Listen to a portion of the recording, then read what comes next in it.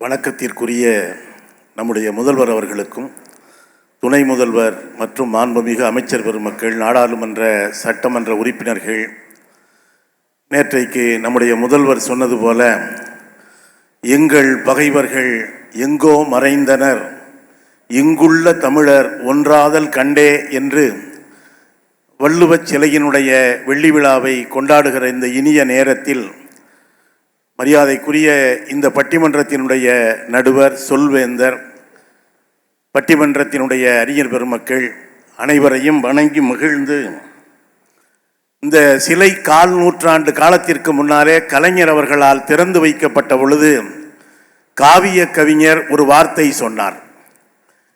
எல்லோரும் காகம் வந்து அமர்வதற்குத்தான் சிலை வைப்பார்கள், கலைஞரே நீ மட்டும்தான் மேகம் வந்து அமர்வதற்கு சிலை வைத்தாய் என்று. அதுவரை நடுவர் அவர்களே, கன்னியாகுமரிக்கு வருகிற எல்லோரும் என்ன சொல்வார்கள் என்றால், என்ன பார்த்தேன் அப்படின்னா கன்னியாகுமரியில் விவேகானந்தர் பாறையை பார்த்தேன் என்றுதான் சொல்வார்கள். ஆனால் கலைஞர் இந்த சிலையை அங்கே நிறுவிய பிறகு எல்லோரும் பாறையை பார்த்தேன் என்பதை விட சிலையை பார்த்தேன் என்றார்களே, ஒரு பாறையை சிலையாக மாற்றியதுதான் கலைஞருடைய ஆகப்பெரிய சாதனை. இங்கே எனக்கு ஏற்பாடு செய்த அறையிலே இருந்து ஐயன் வள்ளுவருடைய சிலையை நான் பார்த்து கொண்டே இருந்தேன். ஏதாவது சாயம் தெரிகிறதா? வந்தவர் போனவரெல்லாம் அவரவர் விரும்பிய வண்ணத்தை அள்ளி ஐயன் வள்ளுவர் மீது பூசுகிறார்களே, வள்ளுவன் மீது ஏதாவது சாயம் தெரிகிறதா? மதச்சாயம் தெரிகிறதா? ஜாதி சாயம் தெரிகிறதா என்று பார்த்து கொண்டே இருந்தேன். நடுவர் அவர்களே, விவசாயத்தை தவிர எங்கள் ஐயன் வள்ளுவன் மீது எந்த சாயமும் தெரியவில்லை. அவன்தான் சொன்னான், உழவினார் கைமடங்கின் இல்லை, இந்த உலகத்திலே இருக்கிற உழவர்கள் மட்டும் கையை மடக்கி கொண்டால் எல்லாவற்றையும் விட்டுவிட்டோம் என்கிற துறவிகள் கூட சோத்துக்கு துந்தனாத்தான் போடணும்னு சொன்னவன் வள்ளுவன். இங்கே வள்ளுவத்துக்கு எத்தனையோ உரை உண்டு. தொல்காப்பியர் இவருடைய பரிமேலழகர் உரை, மணக்குடவர் உரை என்று இன்னமும் கூட கலைஞர் உட்பட நிறைய உரை எழுதி கொண்டே இருக்கிறார்கள்.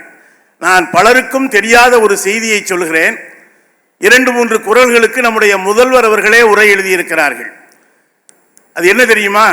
பசி தாங்க வள்ளுவன் பரிந்து பரிந்து பேசுகிறான். ஒரு இடத்திலே வள்ளுவன் சொல்லுகிறான், நெருப்பின் மத்தியிலே கூட துஞ்சிவிட முடியும், ஆனால் பசியோடு ஒரு மனிதன் தூங்கிவிட முடியாது என்று வள்ளுவன் இறங்குகிறான்.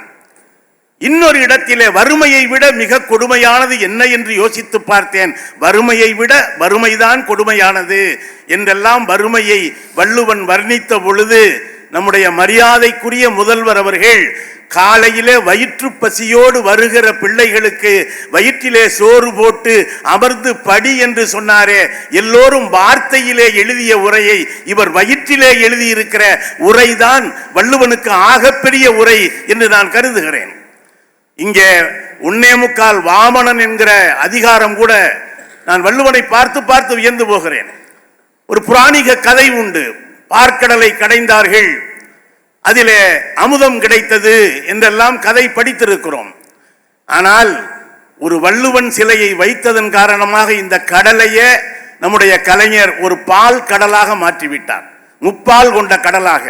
நான் யோசித்து பார்க்கிறேன், காலையிலே வாங்கி வைத்த பால் மாலையிலே காய்ச்சி வைக்கவில்லை என்றால் கெட்டு போகிறது.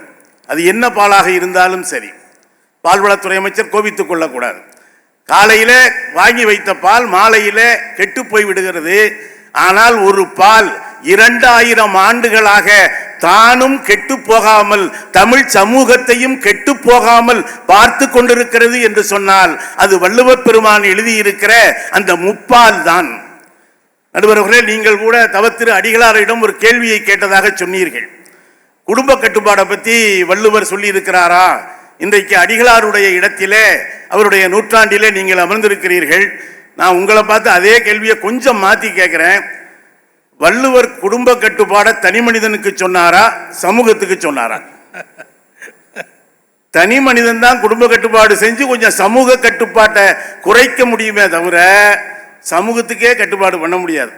அப்படித்தான் அவசர நிலை காலத்தில் எல்லா இடத்துலையும் சிவப்பு முக்கோணமாக போட்டு வச்சாங்க. தென்னை மரத்துல கூட சிகப்பு முக்கோணம். மனுஷன் ஃபாலோ பண்ணணும் இல்லையா? தென்னை மரம் 2 காய்க்கு மேல காய மாட்டேன்ருச்சு. நாம் இருவர் நமக்கு இருவர் அப்படின்னு யோசித்து பார்த்தால், நடுவர் அவர்களே, இங்கே அண்ணன் சண்முக வடிவேல் அவர்கள் சொன்னார்கள், முதல் குறளை பார்த்தீர்களா? அகர முதல எழுத்தெல்லாம் என்று சமூகத்துக்குத்தானே சொன்னார். கடைசி குறளையும் பாருங்க அண்ணே. ஊடுதல் காமத்திற்கு இன்பம் அதன்பின் கூடி முயங்க பெரின் என்று சமூகத்துக்காக சொல்லவில்லை, ஆண் பெண் உறவுக்காகத்தான் சொல்லிவிட்டு போயிருக்கிறான். இங்கே சகோதரி கேட்கிற பொழுது வள்ளுவன் தன்னை உலகினுக்கே தந்து என்று மகாகவி பாரதி சொல்லவில்லையா? வள்ளுவன் 2 அதிகாரத்தோடு நிறுத்தி இருந்தால் நானும் கூட உங்கள் அணியில சேர்ந்திருப்பேன். ஆனால் முழுக்க முழுக்க இன்பத்துப்பால் என்பது முழுக்க முழுக்க மனித உறவுகள் சார்ந்தது. இங்கே சொர்க்கம் வீடு என்கிற அதிகாரமே கிடையாதுங்க.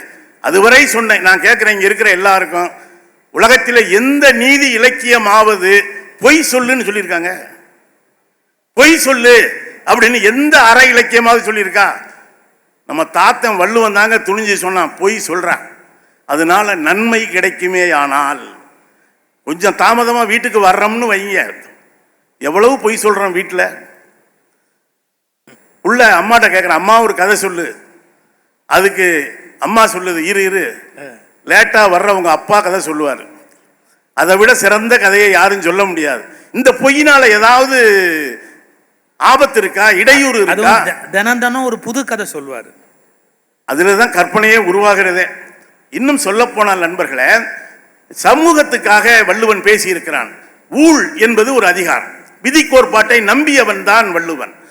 எது ஒன்று சூழினாலும் விதிதான் கடைசியிலே ஜெயிக்கும் என்று சமூகத்தும் சொன்ன ஊழை சொன்ன ஊழ் விதியை சொன்ன வள்ளுவன் யோசிக்கிறான், சமூகம் சொன்னதால விதிதாண்டா ஜெயிக்கும்னு சொல்லிட்டமே, ஊழ்னு ஒரு அதிகாரம் எழுதிட்டமே அப்படின்னு தனி மனுஷனை கூப்பிட்டான். ஏய், எல்லாரும் சொன்னாங்கடா ஊழ்னு, அதனால நான் சொன்னேன். அதை நீங்க இப்படியும் பார்க்கலாம், தெய்வத்தான் ஆகாது எனினும் முயற்சி தன் மெய்வருத்த கூலி தரும். இப்படியும் பார்க்கலாம், தெய்வத்தான் ஆகாது எனினும் முயற்சி தன் மெய்வருத்த கூலி தரும். என்ன விதி என்று சொன்னாலும் அது நீ முயற்சி செய்தால் உன்னால் வெல்ல முடியும் என்று சொன்ன குறள் எப்படி சமூகத்துக்கு, தனி மனிதனை நோக்கித்தான் அது பேசுகிறது. இன்னும் சொல்ல போனால் நான் ஒன்றை சொல்லி நிறைவு செய்வேன். பசி குறித்து அவன் பேசியிருக்கிறான் இல்லையா?